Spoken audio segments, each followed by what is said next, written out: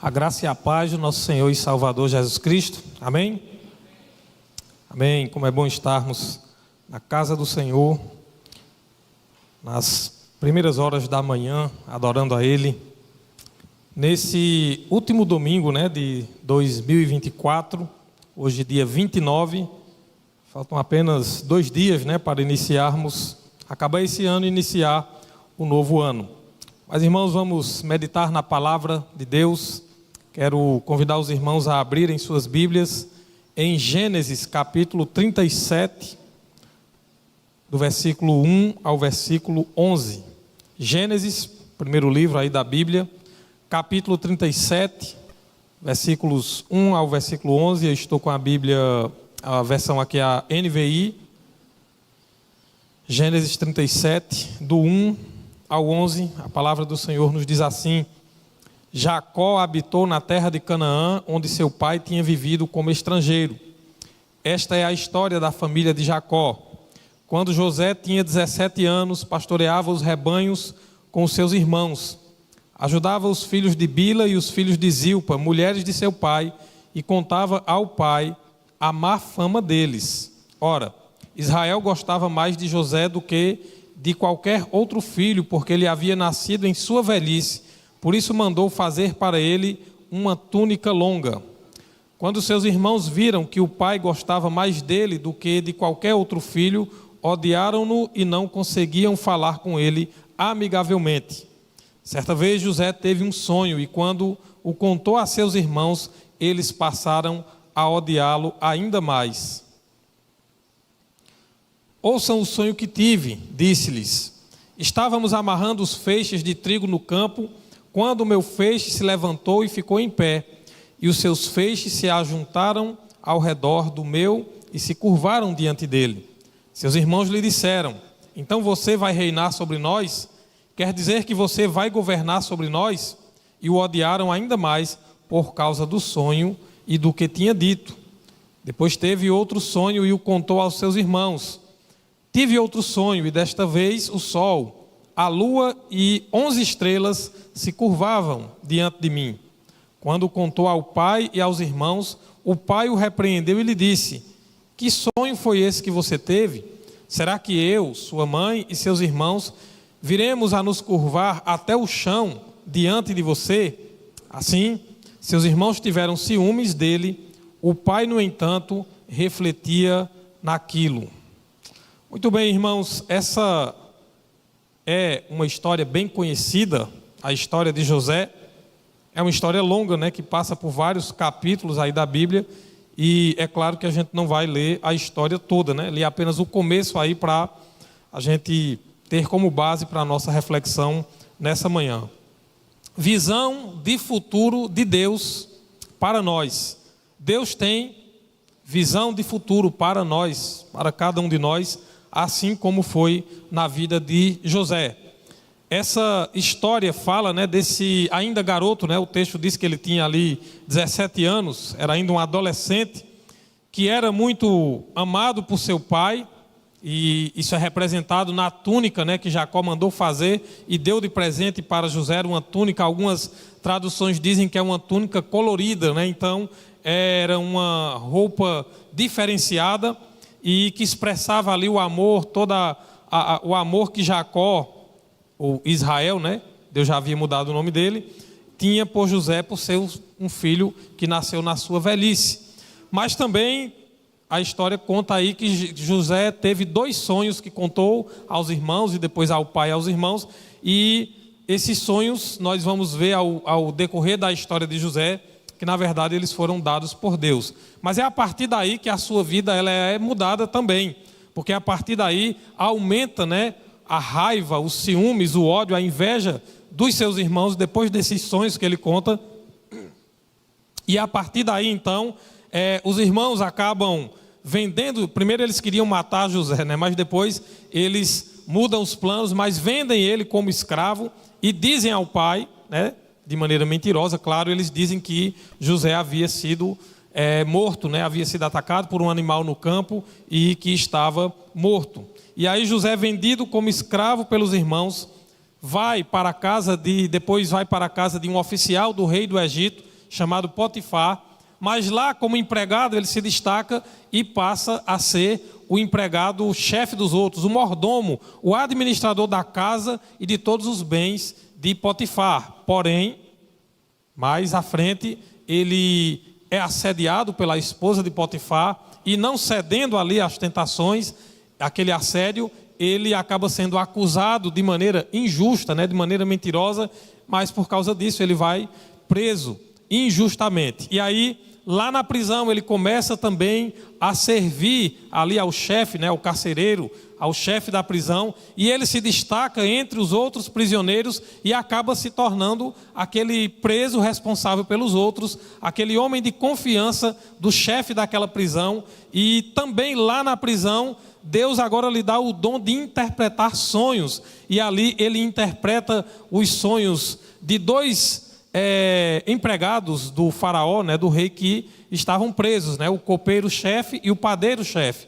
E ele interpreta os sonhos daqueles dois homens, e um deles acaba sendo morto, condenado à morte, é o padeiro, mas o copeiro-chefe, o mordomo do rei, ele volta, assim como José interpretou o sonho, ele volta a servir diante do rei, mas ele esquece de José, porque ele havia dito que intercederia por ele, mas isso não acontece. Somente 2 anos depois é que ele se lembra de José, quando o faraó tem sonhos que lhe deixam perturbado e ninguém no reino do Egito consegue interpretar aqueles sonhos. E aí o copeiro-chefe lembra-se que lá na prisão José estava e tinha interpretado o sonho dele. E aí José é levado à presença do faraó, interpreta os sonhos e também é levado ao posto mais alto, após o do rei do Egito, claro.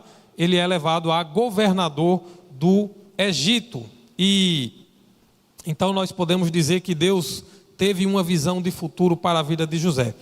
Nessa história, nós temos que aprender algumas coisas. E a primeira que eu queria compartilhar com os irmãos é que Deus não estava dando a José, em todas as suas experiências, desde os sonhos, desde tudo que aconteceu, da interpretação dos sonhos, das posições elevadas que ele foi ocupando, Deus não estava dando a José apenas uma experiência individual. Deus não estava tratando com ele de algo particular, de algo que era apenas para a vida de José.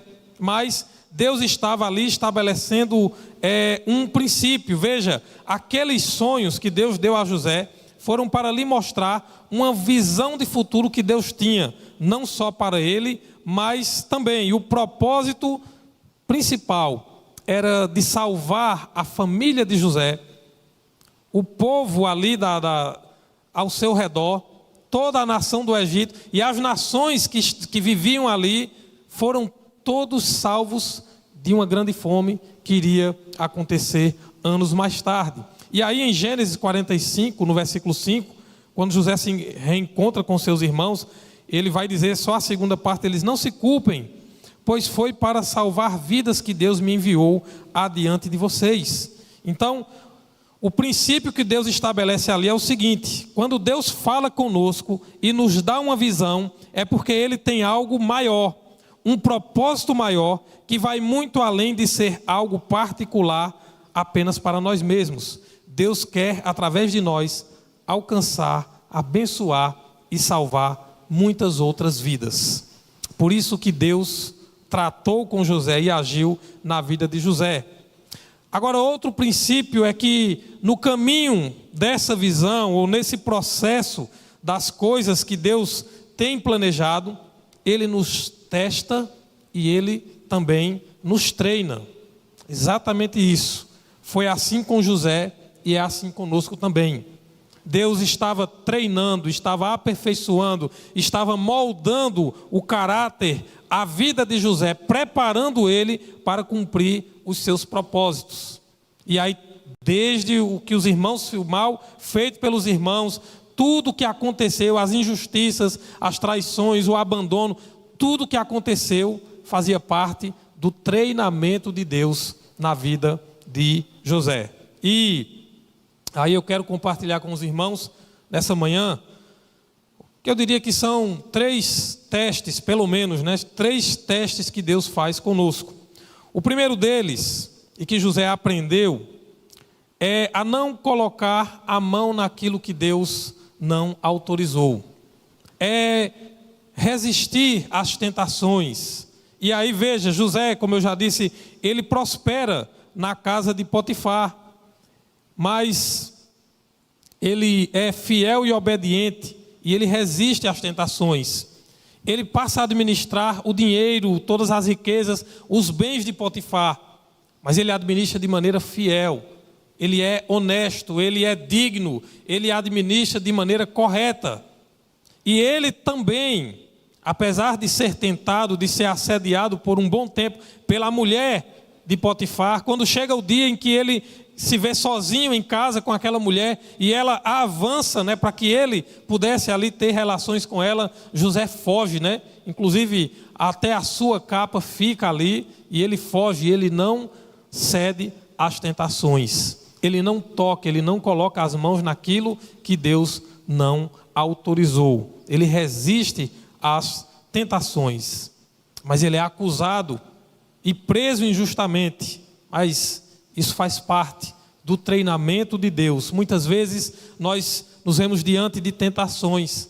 Muitas vezes nós temos oportunidades que até parecem ser boas, mas são tentações em nossas vidas. E precisamos enfrentar esse teste, enfrentar esta provação de não tocar, de não colocar as nossas mãos, ou os nossos pés, ou a nossa mente naquilo que Deus não permite, naquilo que Deus não autorizou. A palavra de Deus diz, fugir da aparência do mal. Então, José foi acusado e preso injustamente, mas isso fazia parte do treinamento. Você reconhece que há situações que em sua vida muitas vezes fazem parte do treinamento de Deus? Deus está o tempo todo, irmãos, nos testando, aperfeiçoando as nossas vidas. Há situações que nós precisamos reconhecer que elas fazem parte, sim, desse treinamento de Deus conosco. O segundo teste é o seguinte: quando você mais precisa, é onde mais terá que ajudar. Veja, na prisão José se destaca e se torna um homem de confiança lá do chefe da prisão, como eu já falei. E Deus também deu a José o dom de interpretar sonhos, e ele interpreta, o sonho do padeiro e do copeiro-chefe. Ele podia ter se recusado, porque veja, ele precisava de ajuda, ele estava ali preso injustamente. Ele podia muito bem, olha, por causa desses sonhos, começou com esse negócio desses sonhos, e eu estou aqui, veja onde eu vim parar. E ele poderia muito bem se recusar, mas, ou até ele poderia agir condicionado, olha, eu vou ajudar, mas eu tenho que ter a garantia que vocês vão me ajudar. Não, ele simplesmente ajuda e interpreta o sonho daqueles homens. Ele estava precisando de ajuda, mas ele não se nega a ajudar. Quantas pessoas muitas vezes nós deixamos de ajudar, porque a gente olha para os nossos problemas, para as nossas dificuldades, e a gente diz, não, eu estou muito ocupado com minhas coisas, com os meus problemas, com as coisas que eu tenho que resolver da minha vida, e a gente deixa muitas vezes de ajudar alguém que está precisando da nossa ajuda. O copeiro-chefe, quando sai da prisão, ele esqueceu José lá por 2 anos. Na verdade, ele só lembra porque o faraó tem sonhos que lhe deixam perturbado e porque ninguém consegue interpretar. Aí é quando finalmente aquele homem que estava sempre ali ao lado do rei, ele se lembra, eita, José, 2 anos depois é que ele se lembra que José tinha o dom de interpretar sonhos. Mas veja, mesmo o esquecimento do copeiro-chefe, o abandono de José ali na prisão, também fazia parte do treinamento de Deus. Muitas vezes a gente não percebe que se nós vemos uma necessidade, se alguém vem até nós, porque muitas vezes é isso, Deus até manda as pessoas até nós, são oportunidades que Deus está nos dando de ajudar, mesmo com os nossos problemas, com as nossas dificuldades. E isso faz parte do treinamento de Deus em nossas vidas. Portanto, como eu disse, o segundo teste é quando você mais precisa, é onde você mais terá que ajudar. Não é porque nós temos as nossas lutas, nossas dificuldades, mas muitas vezes são essas lutas, essas dificuldades que Deus vai usar para que a gente possa ajudar alguém. Porque às vezes a gente pensa, né? Eu não resolvi nem os meus problemas, como é que eu vou ajudar a resolver os dos outros? Mas muitas vezes, irmãos, em meio a esses nossos problemas, essas nossas lutas, que nós temos a oportunidade de ajudar alguém, de abençoar alguém, de socorrer alguém naquilo que nós estamos passando, estamos sofrendo. A palavra de Deus diz, tem um texto que Paulo, ele diz assim, bendito o Deus de todas as consolações, ele diz, porque com as consolações que nós somos consolados, nós podemos consolar também os outros. É aquele princípio, né? Alegre-se com os que se alegram e chore com os que choram. Nós recebemos do Senhor oportunidades o tempo todo de ser bênção e de ajudar as outras pessoas. Então, os nossos problemas, os nossos conflitos, nossas dificuldades não são justificativa para não estendermos as mãos e ajudar os outros. Eu vou dar o exemplo aqui, vou usar o exemplo aqui de Janaína. Não foi combinado não, né, Janaína? Me permita só dar o exemplo, né? Mas Janaína tinha uma série de problemas que impediriam ela de estar lá na Cristolândia, né? E a gente até, de certa forma, até chegou a duvidar, mas será que Janaína resiste 6 meses, né? A gente ficava, e hoje de manhã eu dizia a ela, sempre que eu lembro, né, de Janaína, isso é verdade, né? Eu estou lembrando daquela música, né? Eu sou sobrevivente de um naufrágio, né? Então, mas veja, ela está sobrevivendo, só falta o que agora? 2 meses, né? 2 meses. Isso é milagre, né? Amém, né?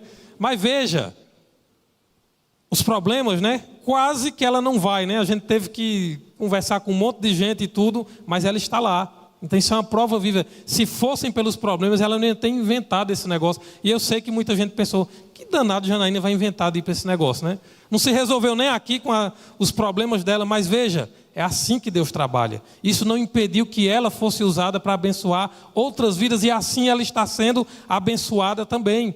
E é assim que Deus faz. Valeu aí, viu, Janaína, pelo exemplo aí. Mas vejam, é dessa forma. Irmãos, o terceiro teste é perdoar aqueles que o traíram.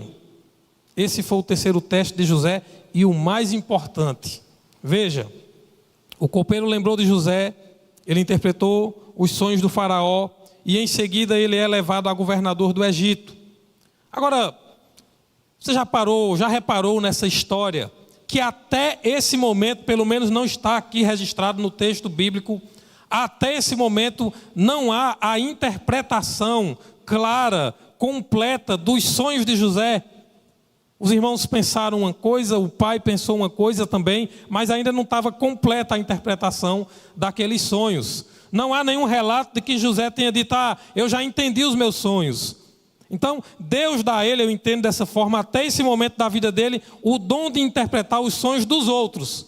Mas os sonhos dele, que começou lá, quando ele era um adolescente, que trouxeram ele para tantos problemas, esses sonhos ainda Deus não tinha dado a ele a interpretação. Já prestou atenção nisso? Porque veja, é aquilo que a gente diz, não era sobre José, era sobre Deus e os seus propósitos.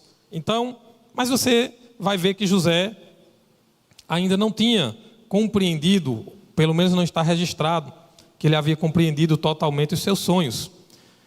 Mas nós podemos dizer então que agora que ele é governador, os planos de Deus, os sonhos de Deus, a visão de futuro que Deus tinha para a vida dele, agora se cumpriu porque ele é governador? Não, ainda não estava cumprido. Às vezes a gente olha e diz, agora sim, José se tornou governador e os sonhos se cumpriram, os propósitos de Deus, porque ele agora chegou ao cargo mais alto, né, abaixo do faraó. Ele mandava e desmandava ali no Egito, e o Egito era a maior potência daquela época, né, a maior economia, enfim, era o grande país daquela época, o grande império. Mas veja, ainda não estava cumprido os sonhos de Deus, os propósitos de Deus na vida de José. Os irmãos de José vão ao Egito em busca de alimentos para não morrerem de fome. E José reencontra-se com seus irmãos e perdoa eles. Agora sim, agora está cumprido ou estão cumpridos os sonhos, os propósitos e os planos de Deus na vida de José. Porque, veja, você pode dizer, mas os irmãos entenderam logo que o sonho era que José estaria acima deles. O pai entendeu, mas não era esse o propósito de Deus. Não era colocar José como o grande vencedor, como diz aquela música, né? Que a sua vitória hoje tem sabor de mel. Aquela música de vingança, né? Não é isso, de forma alguma. José estava ali, claro, numa posição elevada, mas ele entende isso. E aí quando ele se reencontra com os irmãos, ele diz, olha, Deus me colocou adiante de vocês, para salvar a vida de vocês, para salvar várias vidas, milhares de vidas foram salvas por causa daquilo que Deus fez na vida de José, através da vida de José. Agora sim, os sonhos que Deus deu a José ficam claros e se cumprem. Sabemos que é muito difícil perdoar alguém, principalmente quando nós somos traídos, abandonados, caluniados. Mas esse foi o maior teste de José, para que a bênção sobre ele se estabelecesse para sempre. O maior teste na vida de José foi perdoar os seus irmãos. Ali se completa o propósito de Deus, perdoar os seus irmãos. Lembre-se que Jesus também perdoou todas as nossas ofensas, e esse perdão de Jesus trouxe salvação para toda a humanidade. Meus irmãos, a história do Evangelho, a história de Deus com a humanidade, de Gênesis a Apocalipse, poderia ser resumida em uma só palavra. Poderia ser amor. Essa é uma das palavras. Mas esse amor, se a gente quer colocar numa palavra prática, vamos colocar em um verbo, né, que significa ação. Perdão. Essa é a palavra, perdão. É a história do perdão de Deus disponível a toda a humanidade. De Gênesis a Apocalipse, você vai ver, Apocalipse vai terminar fazendo um convite, vem, aquele que tem sede venha, tome, beba de graça da água da vida, o Espírito e a noiva dizem, vem. É uma história de perdão, essa é a história de Deus conosco, essa é a história da igreja. Se o perdão não for prioridade na vida da igreja, como a gente diz, esquece, fecha as portas e vamos procurar outra ocupação, porque é perdão. Vai ser sempre sobre perdão. O perdão de Deus sobre nós. E o perdão precisa ser algo comum entre nós. Não pode ser o perdão. A gente às vezes como crente, aquele crente antigo, a gente tem muito conhecimento teológico, bíblico, aquela coisa toda, mas às vezes tem uma dificuldade, é um gigante diante de nós, uma barreira intransponível quase, o perdão. Perdoar os nossos irmãos, perdoar aqueles que convivem conosco. Ah, porque o irmão me magoou. Pois é, mas o perdão foi feito para isso. É para quem ele magoou. Às vezes as pessoas dizem, mas fulano não merece o perdão. E quem disse que o perdão é para quem merece? Você acha que Deus iria nos perdoar se a gente merecesse? Isso seria impossível para nós. É por isso que Deus se faz homem, habita entre nós. Jesus vem aqui passar por todas as tentações. Mas ele termina sua vida lá na cruz dizendo, Pai, perdoa-lhes porque eles não sabem o que fazem. Ele termina pedindo perdão a todos. Então, perdão é o propósito maior de Deus, porque ele nos perdoou em Cristo. Cristo veio a esse mundo por um único motivo, porque eu e você precisávamos de perdão, senão nós não teríamos qualquer chance de estar diante de Deus. A igreja existe, meus irmãos, por um único motivo, perdão. É o perdão de Deus, é o povo perdoado agora sendo transformado, sendo como José, moldado, transformado para dar perdão àqueles. Foi isso que Jesus disse, né? Perdoem aqueles que vos maltratam, orem pelos que vos perseguem. Então, meus irmãos, nós precisamos viver esse perdão de Deus. Esse é o propósito maior. Olha, nós só vencemos as tentações porque há o perdão de Deus. Porque vamos ser sinceros, humanamente falando, a gente não consegue vencer as tentações. A nossa sorte, né? Sorte no sentido de que é a graça e a misericórdia de Deus, é o perdão. Jeremias em Lamentações ele vai dizer, né? As misericórdias do Senhor se renovam a cada manhã e são a causa de nós não sermos consumidos. Deus é rico em perdoar, a palavra de Deus diz. Então veja, se eu e você estamos hoje aqui diante de Deus, é por causa do perdão dele. Como é que nós podemos deixar de perdoar aos nossos irmãos? Está lá na oração, né? No modelo de oração. Perdoa as nossas ofensas, assim como nós perdoamos aqueles que nos ofendem. E Jesus ainda encerra, quando ele termina o modelo lá de oração, que a gente chama do Pai Nosso, ele ainda vai dizer, porque se vocês não perdoarem, tem lá, pode olhar lá no texto de Mateus 6, ele diz, se vocês não perdoarem as pessoas, tampouco vosso Pai perdoará também as vossas dívidas, os vossos pecados, as vossas ofensas. Então, o maior teste que José precisou passar, e que eu e você precisamos passar, é o teste do perdão. É perdoar os que nos decepcionam, os que nos entristecem, aqueles que muitas vezes nos traem. É perdoar sim, porque fomos perdoados em Cristo de todos os nossos pecados, sem merecermos.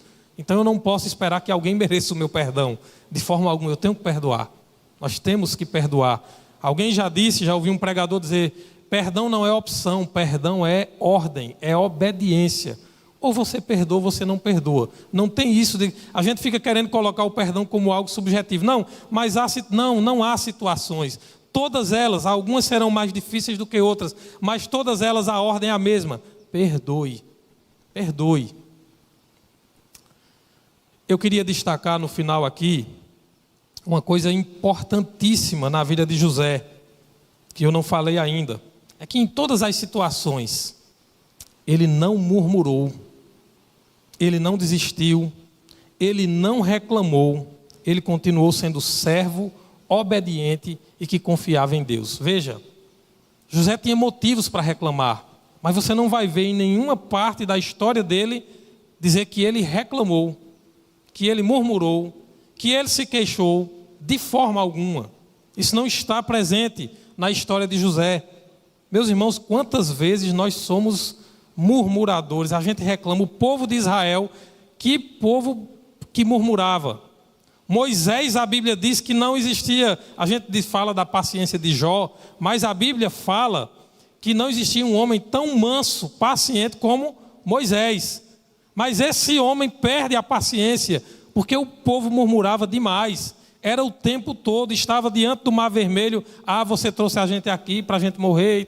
E aí Deus abre o mar, né? E ali eles passam a pé enxuto, mas pouco tempo eles começam de novo a murmurar. E é por causa daquela murmuração, que fazia parte, na verdade, da incredulidade deles. Eles murmuravam tanto que a maioria deles, nos 40 anos, ficaram pelo deserto. Morreram pelo deserto. Foram pouquíssimos os que entraram na terra prometida. Inclusive Moisés vê a terra, mas ele não entra por causa da murmuração do povo, que fez com que ele perdesse a sua paciência em alguns momentos. Mas veja, muitas vezes, irmãos, a gente murmura, reclama demais, a gente só olha o que pode dar errado, a gente só vê os defeitos, só vê as dificuldades. O Salmo 100, versículo 2 diz o quê? Servir ao Senhor com alegria. Vamos fazer as coisas, meus irmãos, com alegria. Deve ser motivo de alegria a gente estar junto em comunhão, estarmos com os nossos irmãos. Deve ser motivo de alegria tudo que a gente vai fazer, do mais simples ao mais complexo, deve ser feito com alegria. Seja quem vai, sei lá, vai limpar a igreja, vai fazer qualquer serviço, a gente vai tirar um banco de um canto para o outro, uma cadeira de um lugar para o outro, que seja com alegria, que façamos as coisas sem murmuração, sem reclamar, sem desistir diante das dificuldades. Às vezes a gente olha, né, e coloca, a gente às vezes coloca dificuldades para fazer as coisas e reclamamos. E como nós somos um povo que reclama, e a gente reclama, mas veja, somos servos de Deus, se confiamos em Deus, vamos lembrar de José, não vamos reclamar. Se há dificuldades, nenhuma delas pode impedir que o propósito de Deus se cumpra. Vamos orar, vamos colocar diante de Deus. Se falta algo para a gente realizar o que Deus quer, vamos buscar a Deus, vamos colocar, porque os propósitos dele se cumprem. A Bíblia diz que tudo que José colocava à mão prosperava. Exatamente por isso, porque ele não reclamava, porque ele não murmurava, porque ele não desistia, mas confiava em Deus. Então tudo que ele colocava à mão prosperava. Por meio da fidelidade de José, Deus salvou toda a sua família, todo o Egito e as cidades, as regiões circunvizinhas. E através de nós, através de você, através de cada um de nós, Deus também quer fazer o mesmo. Ele quer abençoar, Ele quer salvar, Ele quer alcançar várias pessoas. Deus quer usar cada um de nós. Deus tem uma visão de futuro para você, para cada um de nós. Agora, Deus está treinando, Deus está nos testando e está nos treinando para que se cumpram os propósitos dEle, para que pessoas sejam alcançadas, para que pessoas sejam abençoadas e, acima de tudo, para que pessoas sejam perdoadas por Ele, para que pessoas possam experimentar o perdão que nós experimentamos a cada dia em nossas vidas. E para isso, meus irmãos, nós precisamos passar por esses testes que Deus faz conosco em nossas vidas. Precisamos lutar, resistir às tentações, que não são poucas. Nós precisamos também aprender a confiar em Deus, a depender dEle, e precisamos entender que as oportunidades que Ele nos dá para ajudar, para abençoar outras vidas, mesmo com as lutas e dificuldades que nós temos em nossas vidas, são oportunidades de abençoar e que Deus está nos dando para nos treinar, nos transformar, para cumprir a vontade dEle. E acima de tudo, precisamos perdoar. Perdoar uns aos outros. Nós não podemos avançar como igreja enquanto não houver perdão em nossas vidas, em nossas relações. É preciso haver perdão. Haverá momentos, irmãos, de conflitos que às vezes a gente discorda e isso é normal. A gente discorda um do outro, um pensa de uma forma, outro de outra, um quer fazer de um jeito, outro de outro. Mas, irmãos, perdão. Deve haver perdão para que haja entre nós a verdadeira paz, para que haja entre nós a verdadeira comunhão. Por isso Deus colocou o perdão como a maior prova, o maior teste dele em nossas vidas, para que os seus propósitos se cumpram em nós. Amém?